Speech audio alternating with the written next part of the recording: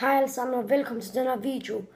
Og det her er rent faktisk min første video, hvor jeg filmer i virkeligheden. Og som ses, vil jeg filme en video, hvor jeg har mit kamera med. Jeg har lige fået det, så det er så et GoPro, vil jeg kalde det i hvert fald. Hvor det er sådan et actionkamera, der kan tåle vand og alle mulige andre ting. Så det er rigtig fedt at have sådan et der. Og så selvfølgelig også fået en masse andre tilbehør, som jeg kan vise nu. Og du se, det her er tilbehøret.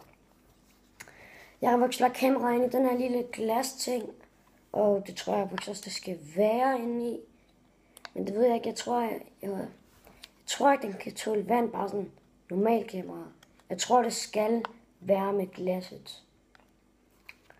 Men altså, jeg håber, den kan godt uden glasset på det. Det er ret irriterende at gøre med glasset, når man bare sådan... Som man kan se, så er der måske ikke lige noget batteri på lige nu. Men det sætter jeg til senere, og jeg selvfølgelig kommer jeg til at filme det her kamera. Det er ikke bare sådan, jeg kan få sjov. Men det er i hvert fald rigtig god kvalitet og grafik og alt muligt, der er på den. Jeg kan rigtig godt lide den. Og jeg har ikke lige helt fundet ud af, hvad den kan mere, men så jeg har fundet ud af, hvordan man sådan replayer videoerne på den her. Altså, det er ligesom som jeg gjorde lige der. Okay, så er vi ude. Ja. Det er i hvert fald et rigtig fedt kamera. Jeg kan også vise jer et tilbehør mere, og det kommer. Og det her det er egentlig det andet tilbehør. En selfie-stang. Og så har jeg også fået nogle masse andre stænger og sådan. Ja.